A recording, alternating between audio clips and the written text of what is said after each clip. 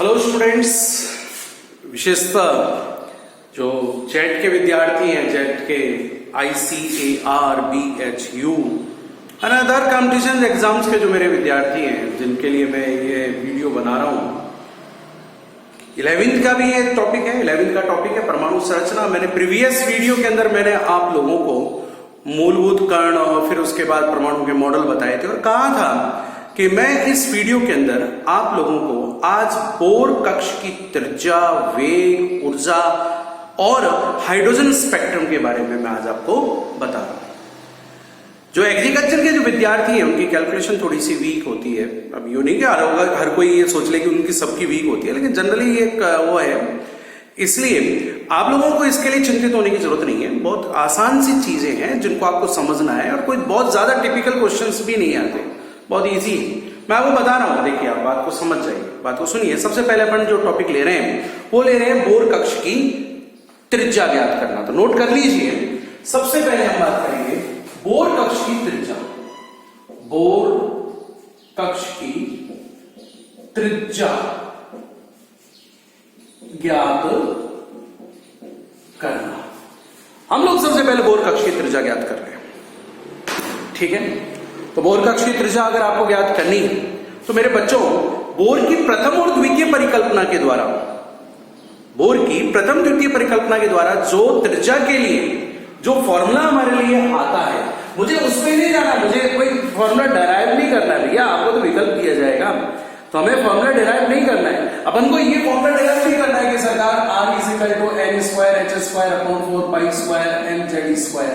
No, हमें इस पे नहीं जाना, इसे डरावने फॉर्मूले पे हमें नहीं जाना। अब और ये से याद होगा, अरे डरावने फॉर्मूले को छोड़ मेरे भाई, कोई नहीं पूछ रहा तेरे से। तुझसे जो पूछेगा ना, वो तुझसे क्या पूछेगा, वो जो तुझे याद करना है ना, वो ये याद करना है कि विभिन्न स्थिरांकों के जब हम वो मान रखते हैं तो R का मान आता है 0.529 n²/z। इसे तुझे याद करना है। और ये जो वैल्यू आती है ना, ये आती है एंगस्ट्रॉम में। ये तुझे याद करनी है, ये याद करनी है। और मुझे क्या याद करना है, अरे मेरे बच्चों, तुम्हें ये याद करना है मेरे भाई कि दो और तरह से ये वैल्यू दे सकता है। एक तो दे सकता है पिकोमीटर में, एक को दे सकता है नैनोमीटर में। एक पिको और एक नैनो। अरे यार, केमिस्ट्री थोड़ा बहुत कंफ्यूजन वाला गेम है, वरना ये धारणा तुम निकाल लो कि केमिस्ट्री रटने का सब्जेक्ट है। मेरे भाई, केमिस्ट्री क्या है, समझने का सब्जेक्ट है। तो मेरे पास एक MORG, अगर आप देखें कि पिको और नैनो का क्या चक्कर है कि N का मतलब नाना और P का मतलब पापा। तो भैया पापा से पहले कौन आया, नाना आया ना। तो भैया नैनोमीटर के लिए हमें क्या करना है, R=0.0529 n²/z। ये आ गया नैनोमीटर। नाना पहले, पापा बाद में। अब जैसे मैं पिकोमीटर की बात करूं तो पिकोमीटर में वैल्यू कितनी आएगी, 52 पॉइंट, या एक स्टेप आपने आगे बढ़े और 2 स्टेप पीछे चले जाना, 52.9 n²/z। यह आ जाएगा पिकोमीटर में। जहां तुम्हें एक बात बता दूं, जहां n क्या है, n है ऊर्जा स्तर की संख्या, ऊर्जा स्तर का मान। ऊर्जा स्तर बोल सकता हूं, इसे मैं कोश बोल सकता हूं, इसे मैं बोर कक्षा बोल सकता हूं, कक्ष बोल सकता हूं मेरे बच्चों। और z क्या है सर, z होता है परमाणु क्रमांक। परमाणु क्रमांक, ये z है। परमाणु क्रमांक में ज्यादा फंसने की जरूरत नहीं है। परमाणु का जब मैं आपको आवर्त सारणी बताऊंगा ना, तो आपको परमाणु क्रमांक याद करवा दूंगा। अभी जो मेरे लिए परमाणु क्रमांक काम में आने वाले हैं ना, वो तुम कुछ सीख जाओ। जानते हो यार, हाइड्रोजन का परमाणु क्रमांक 1 होता है, हीलियम का कितना होता है 2, ठीक है। फिर उसके बाद लिथियम का कितना होता है ये, फिर उसके बेरियम अंकल का कितना 4 और बोरॉन का कितना 5। अरे मेरे भाई, तो ये इतना याद कर ले यार भाई, इतना भी याद नहीं कर सकता है ना, तो हाइड्रोजन का, हीलियम का, लिथियम का याद कर ले, 1 2 3, ये तो याद कर ही लेगा, ठीक है। तो अब यहां पर ये जो 3 फॉर्मूले हैं, आपको ये 3 फॉर्मूले आपको क्या करने हैं, याद रखने हैं। ये 3 फॉर्मूले आप लोग याद रखें। फिर एक चीज और जो हम आपको बताएं मेरे बच्चों, इन फॉर्मूले से तुम क्या सीखे कि R is proportional to n², यानी R किसके समानुपाती है, n² के। यानी बोर कक्षा की, अगर आप बोर कक्षा का मान बढ़ते चले जाओगे, प्रथम बोर कक्षा की बात करोगे तो उसकी त्रिज्या कम है, द्वितीय बोर कक्षा की बात करोगे उसकी त्रिज्या ज्यादा है, तृतीय की बात करोगे तो उसकी त्रिज्या ज्यादा है, ठीक है। ये चीज अब इसमें क्या है बेटा, ये तो आप जानते हो यार, ये तो आप समझ गए। मैं डायग्राम बता दूं ना, देख मेरे भाई, ये ले ले, ये लो, ये हो गया पहली, और ये हो गई दूसरी, और ये हो गई तीसरी। तो तू देख ले, जैसे जैसे बोर्ड कक्षा में जाता है तेरे जगह मान बढ़ रहा है। अब भी भाई कई बार क्या क्वेश्चन पूछता है वो भैया, वो अमिताभ बच्चन जी क्या क्वेश्चन पूछते हैं, वो कहते हैं जी हाइड्रोजन के लिए, कि जी हाइड्रोजन के लिए, ठीक है, प्रथम बोर कक्षा की त्रिज्या और द्वितीय बोर कक्षा की त्रिज्या का अनुपात ज्ञात कीजिए। मेरे क्वेश्चनों को आप नोट करते जाइएगा। प्रथम बोर कक्षा की त्रिज्या, द्वितीय बोर कक्षा की त्रिज्या, आप लोग उसका अनुपात ज्ञात करो। तो देख बेटा, मैं तेरे को एक चीज बताता हूँ, बहुत सिंपल सी चीजें हैं, ठीक है, आगे फॉर्मूले में रखने की जरूरत नहीं है। आप तो ये देखिए, प्रथम की बात की, द्वितीय, चलो तृतीय की भी बात कर लेता हूं यार, आगे और भी बात कर सकते हो।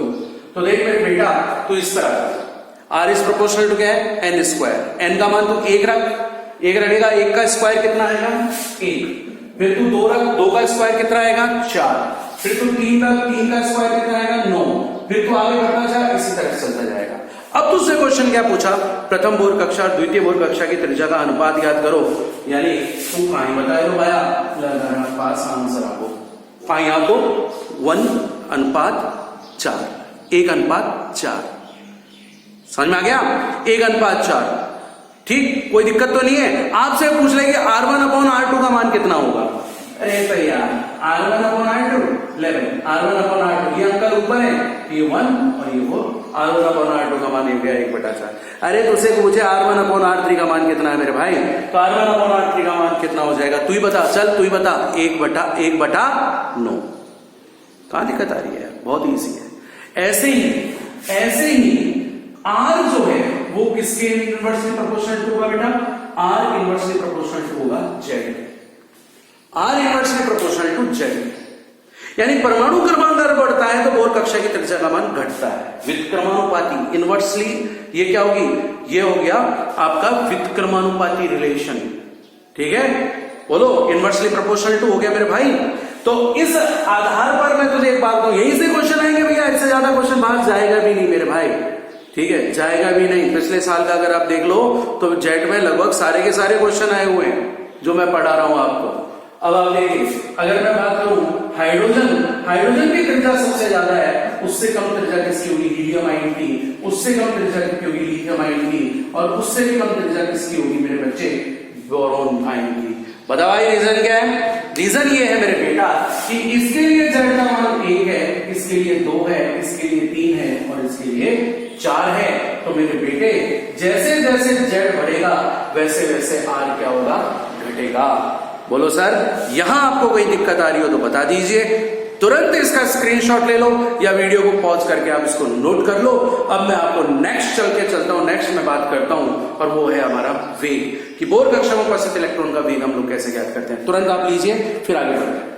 अब देखो, बोर कक्ष में उपस्थित अगर हम देखें इलेक्ट्रॉन का वेग, तो यानी हम क्या ज्ञात करना चाहते हैं सर, बोर कक्ष में उपस्थित इलेक्ट्रॉन का वेग।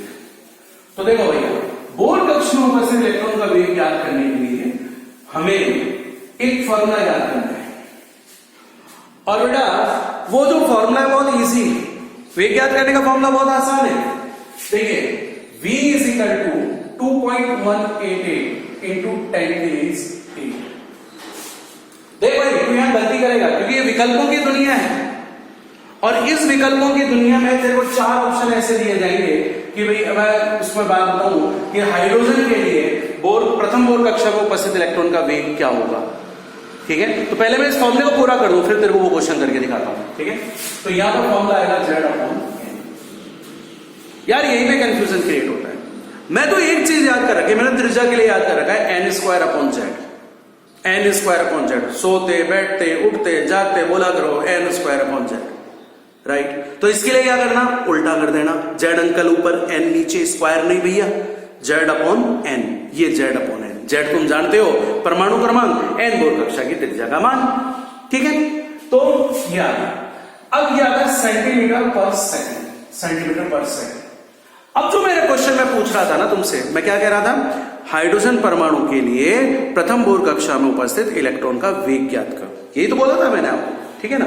तो हाइड्रोजन के लिए, हाइड्रोजन की प्रथम बोर कक्षा में उपस्थित इलेक्ट्रॉन का वेग, ये ज्ञात करना है। ठीक है।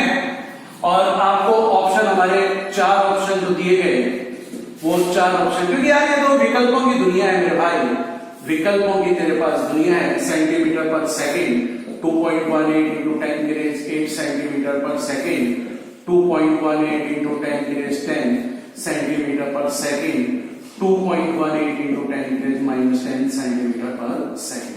मेरे बेटा ज्यादातर विकल्पों में देखा गया 2 विकल्प तो बिल्कुल ही काम के नहीं होते। देख मैंने एक बात अटका ली है, यहाँ पर 8 आ रहा है, यहाँ भी 8 ही आएगा सर। और एक बात और समझ, दूसरी बात तो यहाँ पर कंफ्यूज होगा तू, ठीक है। अब एक बात समझना, माइनस का मतलब क्या हो जाता है, अगर माइनस आ गई तो माइनस का मतलब होता है संख्या का मान कम हो गया, और अगर प्लस आता है तो इसका मतलब संख्या का मान बढ़ गया।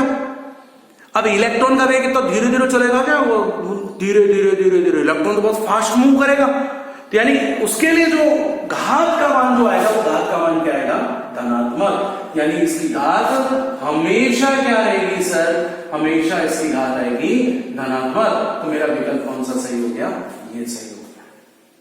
यहां तक बात समझ में आ गई होगी।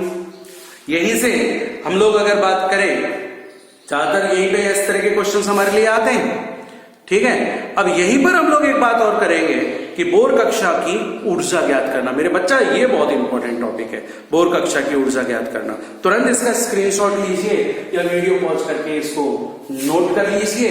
अब मैं चलता हूं बोर कक्षा में, बोर कक्षा की ऊर्जा ज्ञात करना। नोट कर लो टॉपिक, बोर कक्षा की ऊर्जा ज्ञात करना, ठीक है।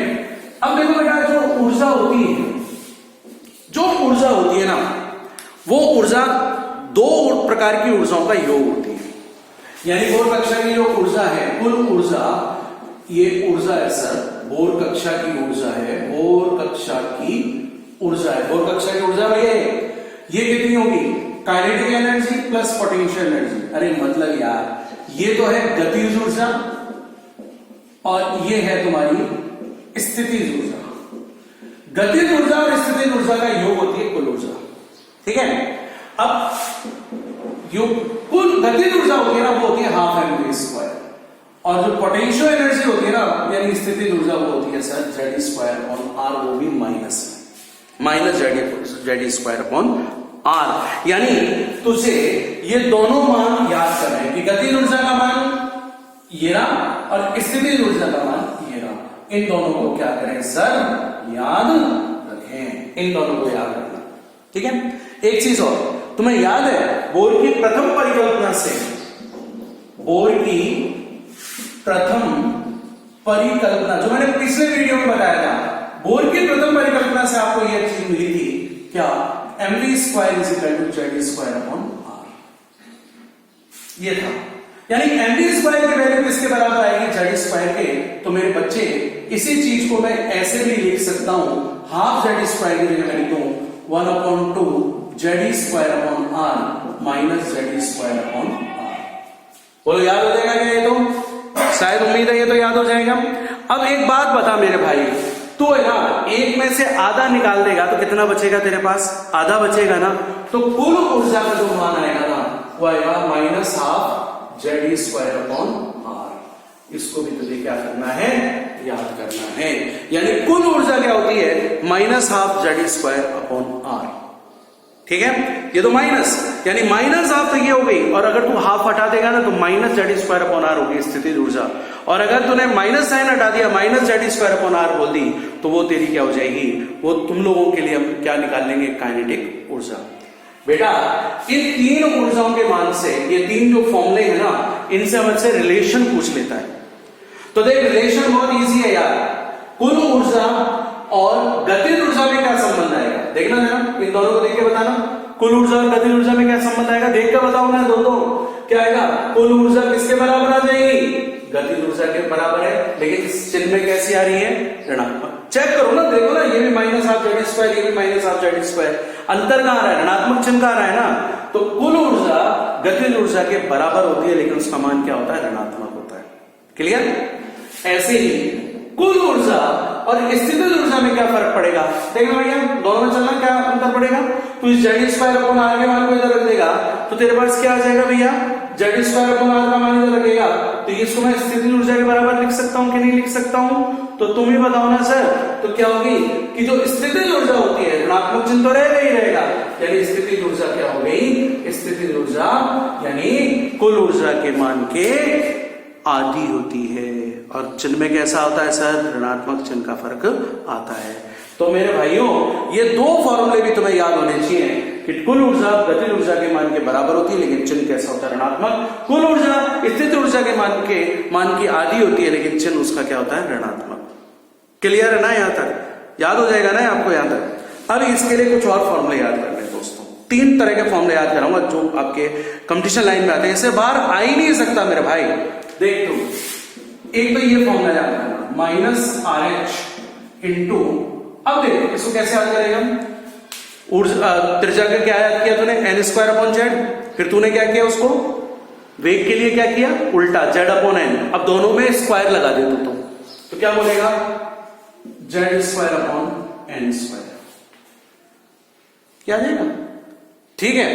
और Z square upon N square ये फॉर्मूला है मेरे पास, जेड को जानता परमाणु क्रमांक है, एन और कक्षा की ऊर्जा का जो मान है, ठीक है, और कक्षा के लिए जो संख्यात्मक मान है वो है। आरएच क्या है, आरएच या रिडवर्ग स्थिरांक है, रिडवर्ग स्थिरांक। बेटा इसका मान अलग अलग होता है, तो अगर जूल में निकालेगा ना तो जूल में आरएच का मान होता है माइनस का 2.188 इंटू 10⁻18 जूल प्रति एटम, यानी प्रति परमाणु। देख वेग और उसमें हमारा फर्क जानना, वेग होता है प्लस का 8 और ये होता है माइनस का 18, एक दूसरे से अटका कर याद कर। तो ये हो गया 2.188 इंटू 10⁻18 जूल प्रति परमाणु। यानी अब फिर तेरे पास इस आधार पर इसके लिए मान क्या जाएगा, minus 2.188 into 10⁻18 Z square upon N square joule प्रति परमाणु। ठीक है, ऐसे बेटा जो फॉर्मूला सबसे ज्यादा काम आता है ना वही आता है, minus 13.6 into Z square upon N square electron volt प्रति परमाणु, ये सबसे ज्यादा काम आता है फॉर्मूला। और देखो मैंने कैसे याद किया, किलो कैलोरी में बोले ना तो किलो कैलोरी में बोलने के लिए आपको इससे पहले एक और 3 लगा देना, यानी हमारे पास अब किलो कैलोरी में लिखा गया किलो कैलोरी प्रति मोल। अगर आप निकालो तो ये फॉर्मूले हमारे ये आ जाते हैं, minus 313.6 into Z square upon N square, 3 तुमने उससे पहले लगा दिया। ये 3 फॉर्मूले तुझे ऊर्जा के लिए मेरे बच्चों तुम्हें याद करने, ठीक है ना। अब इनसे रिलेटेड क्या क्या चीजें आती हैं बता रहा हूं मेरे भाइयों, बहुत आसान है, चलो बताता हूं, देखते चलो। पहले तो इसका स्क्रीनशॉट लो और फिर मैं नेक्स्ट टाइम बताऊंगा आपको, ये लिया ना आप लोगों ने। चलो अब देखो, आपसे ये पूछ लिया जाएगा, देखो यही पे चलना, यहां पर एक चीज इस फॉर्मूले से हमें क्या पता लगी, हमें ये पता लगी कि एन जो है वो जेड स्क्वायर के मान के समानुपाती है, लेकिन बेटा माइनस का चिन्ह है, माइनस का चिन्ह का मतलब होता है उल्टा, यानी रिजल्ट उल्टे हो जाएंगे। समानुपाती मतलब ये नहीं है कि जेड बढ़ेगा तो ऊर्जा बढ़ेगी, अब नहीं, अब जेड बढ़ेगा ना तो ऊर्जा घटेगी, जेड बढ़ेगा ऊर्जा घटेगी, समझ में आ गई। यानी हाइड्रोजन के लिए ऊर्जा का मान क्या होगा, हाइड्रोजन के लिए ऊर्जा मान सबसे ज्यादा होगा, हीलियम आयन के लिए ऊर्जा का मान उससे कम होगा, लिथियम आयन के लिए ऊर्जा का मान उससे कम होगा। ठीक है, तो पहले तो सिंपल क्वेश्चन करते हैं दोस्त, वो ये कर देते हैं कि हाइड्रोजन परमाणु की प्रथम बोर कक्षा की ऊर्जा इलेक्ट्रॉन वोल्ट में निकालनी है तुम्हें, तो देख फॉर्मूला का आंसर आ रहा है 13.6 into Z square upon N square electron volt प्रति परमाणु, ये फॉर्मूला होता है ना। तो हाइड्रोजन परमाणु के लिए जेड का मान तो 1 और प्रथम बोर कक्षा बोल रहा है तो एन का मान 1। क्लियर, इन वैल्यू को ध्यान रखेंगे तो एन का मान कितना जाएगा, माइनस 13.6 इंटू 1 का स्क्वायर है, एक ही तो होता है यार, minus 13.6 electron volt, minus 13.6 electron volt bore की प्रथम बोर कक्षा की ऊर्जा का मान हमें प्राप्त हो गया। ठीक है, इसी तरह से अगर कोई कहे द्वितीय बोर कक्षा की ऊर्जा की गणना करनी है तुम्हें, तो जेड का मान तो 1, एन का मान कितना हो गया 2, रख दे भैया, कितना आएगा -13.6। जेड कितना भैया 1 स्क्वायर अपॉन 2 का स्क्वायर यानी कितना हो गया, बोलते जाओ यार, कितना हो गया 4, यानी -13.6 अपॉन 4। ठीक है, तो ये जो मान आएगा ना, ये मान नियर अबाउट आएगा -3.4 के करीब आएगा, 3.4 जो भी है इलेक्ट्रॉन वोल्ट के करीब ये पे आ जाएगा। ठीक है, एक चीज ये तो आपको समझ में आ गई। अब मैं कहूं अंतिम बोर कक्षा की ऊर्जा, अंतिम बोर कक्षा की ऊर्जा आपको निकालनी है हाइड्रोजन के लिए। तो हाइड्रोजन के लिए भैया जेड का मान तो 1, अंतिम एन का मान इंफिनिटी अनंत। अनंत का मतलब होता है कोई भी संख्या में 0 का भाग लगा दोगे तो उसका मान अनंत हो जाएगा। ठीक है ना, तो अनंत आ रहा है, तो फिर मेरे पास कुल ऊर्जा का मान बोल कितना आएगा 13.6। जेड का मान तो 1, और ये अनंत, अनंत मतलब कोई भी संख्या और बटा 0, संख्या बटा 0, ये अनंत होता है। संख्या बटा 0 को बेटा कहां जाएगा, 0 अंक ऊपर चले जाएंगे, तो 0 अंक ऊपर चले गए तो हमारे पास कितना आ गया -13.6 इंटू 1 स्क्वायर बटा संख्या, कोई भी संख्या 0 वाले 0 गुना होती है, ऊर्जा का मान कितना आ जाएगा सर 0 इलेक्ट्रॉन वोल्ट। तो तुझे निकालने की भी जरूरत नहीं है मेरे बच्चे, निकाल के तो मैंने तेरे को समझाया, जिससे कि आप लोग एक बात को समझ जाए कि पहले इस्तेमाल करें फिर विश्वास करें। ओके, तो यहां से हमें मालूम चला कि अनंत बोर कक्षा की ऊर्जा, अनंत बोर कक्षा की ऊर्जा का मान सर्वाधिक होता है, और अनंत बोर कक्षा की ऊर्जा का मान क्या होता है 0, ऋणात्मक। इस ऊर्जा का मान क्या है भैया सर्वाधिक, इससे ज्यादा नहीं होता। अरे मेरे बच्चे ये मान सर्वाधिक होता है ना, इसी कारण जैसे जैसे तुम बोर कक्षा के निकट आओगे, मतलब केंद्र की तरफ आओगे, वैसे वैसे ऊर्जा का मान क्या होगा घटता जाएगा। यही कारण है ऊर्जा क्या होती है ऋणात्मक होती है। उम्मीद है ये चीज तो तुम्हारे समझ में आ गई होगी, आ गई ना। तो अब हमारे पास जो नेक्स्ट जो है, हमारे पिटारे में जो नेक्स्ट टॉपिक है, वो हमारा नेक्स्ट टॉपिक क्या है सर, वो है हाइड्रोजन स्पेक्ट्रम। तुरंत इसका स्क्रीनशॉट लो या फिर आप लोग इसको वीडियो को पॉज करो, पॉज करके इसको नोट करो। ठीक है, एक चीज और है बेटा, मैं इस वीडियो के बीच में बोल रहा हूं, अगर आपको मेरे को इस वीडियो को अगर आपके लिए यूजफुल लगता है, उपयोगी लगता है, आपको अच्छा लगता है, तो बेटा ज्यादा से ज्यादा इसको शेयर करो, लाइक करो, मेरे चैनल को सब्सक्राइब करो, जिससे कि मैं आगे से आगे आपको और भी इस लॉकडाउन के पीरियड के अंदर जहां अपनी ऑफलाइन क्लासेस नहीं हो पा रही है, मैं आपको ऑनलाइन ये मटेरियल अवेलेबल कराता चलूं। ठीक है ना बच्चों, चलें। तो अब मैं आगे चल रहा हूं, क्या हाइड्रोजन स्पेक्ट्रम। नोट करो टॉपिक हाइड्रोजन स्पेक्ट्रम।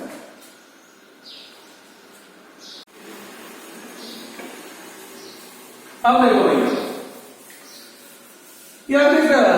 हाइड्रोजन जो स्पेक्ट्रम होता है ना, वो उत्सर्जन स्पेक्ट्रम होता है।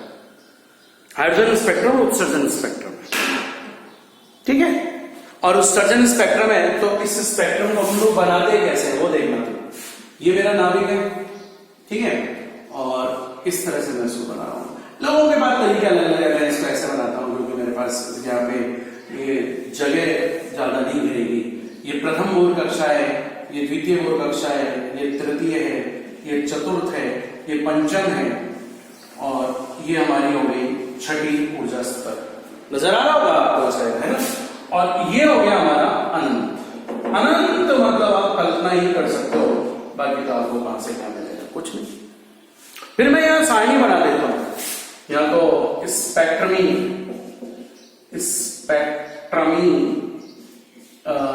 यार हिंदी में गलत लिखा जा रहा है, स्पेक्ट्रमी रेखा का नाम। ठीक है, इधर अपन लेंगे N1, इधर अपन लेंगे N2, और इधर हम लेंगे क्षेत्र का नाम। ओके, N1 मतलब कहां आया, N2 मतलब कहां से आया। ये याद रखना, N2 का जो मान है ना, वो N1 के मान से बड़ा होगा, क्योंकि उत्सर्जन स्पेक्ट्रम में जो इलेक्ट्रॉन है वो उच्च ऊर्जा स्तर से कहां आता है, निम्न ऊर्जा स्तर की ओर। ठीक है, अब देख बेटा इस बात को समझ, अगर ये प्रथम में आता है, दूसरे से प्रथम में, तीसरे से प्रथम में, चतुर्थ से, पंचम से, षष्ठ से, अनंत से अगर ये प्रथम ऊर्जा स्तर में अगर ये आता है ना, तो इसको बोलते हैं लाइमन श्रेणी। यानी लाइमन के लिए N1 का मान हमेशा एक होता है, कमीशन लाइन में ये पूछा जा सकता है, और N2 का मान 2, 3, 4 कुछ भी हो सकता है, कुछ भी हो सकता है। ठीक है, ये बात हो गई। अच्छा, इसके बाद लाइमन के लिए आता है बामर। बामर के लिए N1 का मान 2 और ये 3, 4, 5, 6 कुछ भी हो सकता है। ठीक है, तो बामर को अगर मेरे को बनाना पड़े तो बामर को कैसे बनाऊंगा? बामर को मैं फिर इस तरह से बनाऊंगा। ये लो भाई, ये कौन सी श्रेणी हो गई आपकी? बामर। फिर लाइमन, बामर, बामर के बाद आता है पाश्चन। पाश्चन के लिए N1 का मान 3 और ये N1 का मान कितना, कुछ भी आप 4 से स्टार्ट हो जाइए, चलते जाइए। पाश्चन के बाद आता है ब्रैकेट। ब्रैकेट, कोई ब्रैकेट बोलता है, कोई ब्रैकेट बोलता है, उससे फर्क नहीं पड़ रहा। N1 का मान 4, 5, 6, 7, 8 कुछ भी हो सकता है।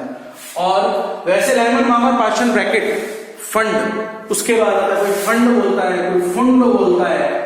N1 का मान 5, फिर 6, 7, 8 कुछ भी हो सकता है। ठीक है, ये फुंड आ गया, ये फुंड है। और कई लोग इसके बाद पूछते हैं, इसके बाद है हेम्फ्री। हेम्फ्री हमारे ज्यादा उपयोग में नहीं आता, लेकिन फिर भी चलो मैं लिख ही देता हूं। ये आ गया सर हेम्फ्री। हेम्फ्री N1 का मान 6, 7, 8, 9 कुछ भी हो सकता है। अब अगर मैं बनाऊं तो इसको मैं कैसे तो बनाऊंगा? ये हमारी हो गई पाश्चन, ये है पाश्चन, और ये हो गई हमारी कौन सी? ब्रैकेट, और ये हमारे कौन सी होगी बच्चों? फुंड। ये फुंड हमारी श्रेणी होगी, ये फुंड श्रेणी। उम्मीद है आपको यहां तक पता लग गया होगा। आप एक काम कीजिए, इसका स्क्रीनशॉट या उसको वो लीजिए, फिर मैं आगे बढ़ता हूं इसके बाद। और अच्छा, एक चीज और रह गई यार, क्षेत्र तो बताया ही नहीं। ये जो लाइमन श्रेणी होती है यूवी क्षेत्र में होती है। यूवी मतलब अल्ट्रावायलेट, अल्ट्रावायलेट मतलब पराबैंगनी, पराबैंगनी क्षेत्र में। और ये जो होती है ना बेटा, ये हमारी कहां से होती है? ये हमारी होती है दृश्य क्षेत्र में। ये दृश्य क्षेत्र में होती है। कौन सी? बामर श्रेणी हमारी दृश्य क्षेत्र में होती है। और ये जो पार्शियल बैटरी फंड होती है इंफ्रारेड, ये इंफ्रारेड क्षेत्र में पाई जाती है। इंफ्रारेड का मतलब होता है अवरक्त। ये अवरक्त क्षेत्र में बाकी की सारी श्रेणियां पाई जाती है, वो यूवी और ये IR। ठीक है, राइट? स्क्रीनशॉट ले लो, और उसके बाद फिर मैं आगे बढ़ता हूं। यहां पर हमारे बहुत सारे प्रश्न आते हैं। वो पूछ लेगा लाइमन श्रेणी के बता, ये बता, बामर के लिए N1 का मान क्या है, ये सब बातें हमसे पूछ लेगा। अब फटाफट से मैं आपको एक चीज बताऊंगा, इसमें बहुत सारे क्वेश्चन आते हैं। इनमें न्यूमेरिकल के बेसिस पर क्वेश्चन क्या आता है कि आवृत्ति बताओ, तरंग दैर्ध्य बताओ, तरंग संख्या बताओ, ऐसे पूछता है। ठीक है, तो उसके लिए तुझे आप लोगों को बच्चों एक फॉर्मूला याद करना पड़ेगा। ठीक है, तो वो फॉर्मूला है nu bar is equal to R 1/N1 square minus 1/N2 square. ठीक है, ये फॉर्मूला है। यहां न्यू बार क्या होता है बेटा? न्यू बार को हम लोग आवृत्ति, फ्रीक्वेंसी, आवृत्ति या तरंग संख्या मानते हैं, तरंग संख्या। ठीक है, और ये बात तो मैं आपको पहले बता चुका हूं कि N2 का मान हमेशा N1 से ज्यादा होगा। ठीक है, अब आप कहेंगे गुरुदेव प्रश्न कैसे आएंगे? तो बेटा प्रश्न में बता देता हूं। प्रश्न दे लिए ऐसे पूछ लेगा, देखो मैं लिख के बताऊं तेरे के लिए। तेरे से कहा कि बामर श्रेणी की द्वितीय रेखा की आवृत्ति बताओ, ये क्वेश्चन। ठीक है, अब तुझे मालूम होना चाहिए कि बामर के लिए N1 का मान कितना होता है? 2। बामर के लिए N1 का मान 2, N2 का मान कितना? भैया ने क्या बोला? द्वितीय रेखा। तो या तो तू क्या कर, एक डायग्राम बना पहले तो ये, इसलिए मिटाया नहीं था मैंने ये डायग्राम, क्योंकि वही नहीं यार, वही वाली बात, पहले इस्तेमाल करो फिर विश्वास करो, वही करके दिखा रहा हूं। तो या तो तू ऐसे चल दे, कितना टिपिकल हो जाएगा, पहले डायग्राम बना, फिर बामर की द्वितीय रेखा कौन सी? ये। और इसके लिए N2 का मान कितना आ जाएगा? इसके लिए N2 का मान कितना आएगा? 4। देखो मैं पहले नोट करवा दूं तुमको, ये 4 आएगा। अब मेरी MORG ले ले, MOR जनरल डायग्राम नहीं बनाना। मैं थाने एक तरीका बताऊं, अगर तुझे N2 ज्ञात करना है ना, तो N2 ज्ञात करना है MORG तरीके से, तो N2 ऐसे याद कर लेना, N2 N1 प्लस N जो देगा, तो देख इस आधार पर N2 मान कितना, N1 का मान 2 और द्वितीय अंकल बोल रहा है, तो टोटल कितना आ गया 4। तो N2 का मान हमारे पास कितना आया सर 4, हुआ ना चुटकी बजाते। फिर देखो बच्चों, न्यूमर इज इक्वल टू क्या आएगा R, या N1 देखिए कितना आएगा 1/2 का स्क्वायर कितना हो जाएगा, मैं डायरेक्टली दोनों लाइन 2 का स्क्वायर कितना होगा 4, सब लोग जानते हो ना, माइनस N2 का मान यानी 4 का स्क्वायर कितना होता है 16, 16 तो होता है। अब आप इसका एलसीएम ले लो।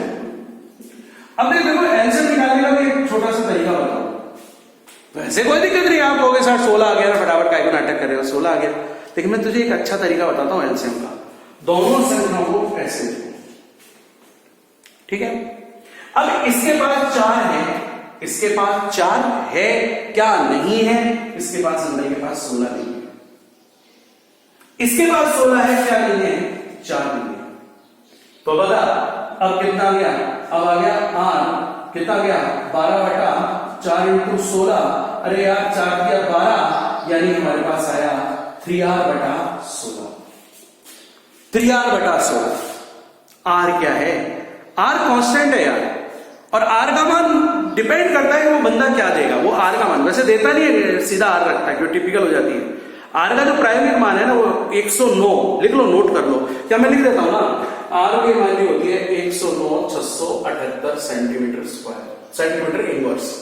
कोई 109,737 लिखता है, कोई 109,700 लिखता है, उससे फर्क नहीं पड़ रहा, वो गिवन है देता है। तो यहां तो पता लग गया ना भाई, कितना आया बता जरा 3R/16, ओके ठीक है। तुरंत नोट करो आप लोग, तुरंत नोट करो उसको, ठीक है। अब मैं तुझे एक बात और बताऊं, तुम्हें इसी चीज में एक और बात बताऊं तुम्हें, और वो ये बताने जा रहा हूं कि अगर मान लो उसने आवृत्ति की जगह तुझसे तरंग संख्या पूछ ली, सॉरी तरंग दैर्ध्य, तो तरंग दैर्ध्य अगर आपसे पूछ ले, आवृत्ति ना पूछकर वो आपसे पूछ ले कि तरंग दैर्ध्य बता, वही क्वेश्चन मेरा रिपीट है यार, बामर के लिए द्वितीय रेखा की तरंग दैर्ध्य बताओ, ठीक है। तो अभी भी मैं तेरे लिए लिख देता हूं कि न्यूटन का मान आप लोगों के लिए लिख देता हूं 3R/ कितना आएगा 16, यही आएगा ना मान, ये वैल्यू आएगी ना तरंग संख्या की। अब तुझे एक बात याद रखनी है कि तरंग संख्या और तरंग दैर्ध्य, इसको बोलते हैं तरंग दैर्ध्य। अब ये तरंग दैर्ध्य क्या होता है, इस बात पे मत जाओ, ये फिजिक्स वाला टॉपिक है, बाहर में जान दो उसको। ये तरंग दैर्ध्य है, यानी इसका उल्टा होता है। तो अगर मैं इसे आपसे तरंग दैर्ध्य पूछ लिया गया किसी के लिए, तो कितना आएगा 16/3R, 16/3R, ओके ठीक है। और एक और चीज मेरे भाई, एक और क्वेश्चन बहुत बहन पूछता है मेरे बेटा, और ये जो मैं बोल रहा हूं ना आपको पिछले साल के क्वेश्चन पेपरों में पता लग जाएगा, ठीक है, कि जो मैं बोल रहा हूं सही बोल रहा हूं, क्या बोल रहा हूं। आपसे पूछ लेगा कि लाइमन श्रेणी, बायमर श्रेणी, पाश्चन श्रेणी, इनके लिए अंतिम जो तरंग संख्या है, मतलब जो रेखा है, उसके लिए आप आवृत्ति बताओ, अंतिम के लिए, लास्ट के लिए आवृत्ति बतानी है आपको, ये वो कह रहा है, बंदा कह रहा है आपको, ठीक है। तो देख पहले तो निकाल के बताता हूं तेरे को, देखो बच्चों लाइमन श्रेणी के लिए क्या आएगा सर, मैं अंतिम पूछ रहा हूं ना, N1 का मान 1 और N2 का मान कितना आएगा इन्फिनिटी, N2 का मान इन्फिनिटी, ठीक है। और न्यूमर is equal to R, N1 तो ये 1 क्या आएगा, 1 का स्क्वायर 1/इन्फिनिटी। बेटा अगर तुम्हारे पेज में नहीं घुसती ना, तो ऐसे याद कर ले कि 1/इन्फिनिटी की वैल्यू 0 होती है, ऐसे याद कर ले। तो 1/इन्फिनिटी की वैल्यू 0 होती है, तो न्यूमर इज इक्वल टू इसके बराबर आ गया R के, ठीक है। बामर के लिए बोलूं तो पता क्या आएगा, बोलो बच्चों तुम ही बताओ, बामर के लिए आएगा तो ये वाला N2 वाला पार्ट तो 0 हो जाएगा। तो अंतिम रेखा के लिए अगर हमें चाहिए तो हमारे को मैं एक फॉर्मूला बना सकता हूं, क्या, अंतिम रेखा के लिए तरंग संख्या या आवृत्ति, इसके लिए मैंने फॉर्मूला देखिए आ गया, न्यूमर is equal to R into ये क्योंकि यहां 1/n² स्क्वायर की वैल्यू कितनी हो जाएगी? 0। 1/∞ की वैल्यू 0। अब उस बिहार पर देख, या तो तू समझ जा, लाइमन बामर, पाश्चन, ये ब्रैकेट और ये फंड, बता लाइमन के अंतिम के लिए कितनी होगी? R अभी निकाली। बामर के लिए कितना हो जाएगा? यहाँ 2 का मान लगेगा तो कितना आएगा? R/4। ये हो गया R/9, R/16, बताओ रे, R/25। और अगर मैं तुमसे पूछ लूं तरंग दैर्घ्य का मान बता दे भाई, तो लाइमन के लिए मान कितना आ जाएगा? बोल। 1/r, उल्टा 4/r, इस वाले के लिए 9/r, इसके लिए 16/r, और इसके लिए हो गया 25/r। ठीक है, तुरंत नोट करो, फिर आगे बढ़ते हैं। चलो देखो, अब मुझे छोटी छोटी बातें और बतानी है। कुल रेखाओं की संख्या पूछ ले। अगर आपसे कुल रेखाओं की संख्या पूछ ले तो फिर क्या करोगे? देखो MORG फॉर्मूले है, MORG फॉर्मूले याद रख लेना आपको, ठीक है, आपको दिक्कत नहीं आएगी। आपसे पूछ ले कुल बता भाई, कुल स्पेक्ट्रमी रेखाओं की संख्या बतानी है आप। यदि इलेक्ट्रॉन nवें ऊर्जा स्तर में हो तो पहली चीज कुल स्पेक्ट्रमी रेखाओं की संख्या। उम्मीद है ये आपको नजर आ रहा होगा, इस पेन से जो मैं लिख रहा हूं नजर आ रहा होगा। तो ये हम लोग कैसे निकालते हैं? ये किसके लिए फॉर्मूला है? MORG मेरे पास फॉर्मूला है, n × n-1/2। याद रखें, गणित के जादू है बेटा, गणित के जादुओं से निकाले गए, मैंने MORG नाम दे दिया। ये देखिए सर, आप वो सर इस्तेमाल करके बताओ। चल इस्तेमाल करते, क्वेश्चन दिया मैंने, प्रश्न लो कि पाश्चन के लिए अंतिम स्पेक्ट्रम, मतलब कुल स्पेक्ट्रम में रेखाओं की संख्या बता दे।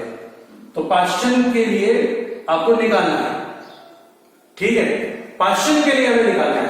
और वो पाश्चन के लिए, या पाश्चन के लिए क्यों यार आपको अंतिम नहीं है, क्योंकि इलेक्ट्रॉन यदि 5वें ऊर्जा स्तर में n=5 में इलेक्ट्रॉन हो तो पाश्चन ही बेटा, n=5 में इलेक्ट्रॉन हो तो कुल स्पेक्ट्रम में रेखाओं की संख्या ज्ञात करो तो कितनी आएगी? संख्या कितनी आ जाएगी बेटा? रखना 5, 5 - 1/2, 5 × 4/2, ये गया कितनी आ गई? 10। अन्यथा मालूम क्या करना पड़ता? पूरा डायग्राम बना और फिर उनको गिनता जा, टिपिकल हो जाएगा। अब चल एक और चीज बताऊं तेरे को कि अगर इलेक्ट्रॉन n कोश में है, यही चीज n में ऊर्जा स्तर में है, और आपसे दूसरी चीज पूछ ली उसने, ये इसमें है, और आपसे दूसरी संख्या पूछ ली कि लाइमन के लिए बता, लाइमन की कुल जो आई ना 10, इसमें से लाइमन की कितनी होगी, इनमें से बामर की कितनी होगी, पाश्चन की कितनी होगी, ब्रैकेट की कितनी होगी, और फंड की कितनी होगी। ठीक है, तो देख अपना ठप्पा तो लगा दूं, तो देख कैसे आते हैं। ये तो बहुत इजी है दादा, ये हो गया n-1, ये हो गया n-2, ये हो गया n-3, ये हो गया n-4, ये हो गया n-5। ये ले, इनको भी क्या करें, याद रखें, ये भी क्या दे दिए, MORG। ठीक है, देख ले भाई, अगर वो 5वें ऊर्जा स्तर में है, 5वें ऊर्जा स्तर में इलेक्ट्रॉन है वो, तो अब बताना कितनी डायमंड श्रेणी कितनी, 5 - 1 मतलब 4, 5 - 2 मतलब 3, 5 - 3 मतलब 2, 5 - 4 मतलब 1। और यहां तो बेटा फंड की कोई भी हमें रेखा प्राप्त नहीं होगी। ठीक है, और देख इसको कुल कितनी थी, 10 निकाल ले, यहां से जोड़ के निकाल ले, कितने आएंगे, 4 और 3 7 और 2 9 और 1 10। बेटा यहां पर हमारा हाइड्रोजन स्पेक्ट्रम के लिए मामला खत्म।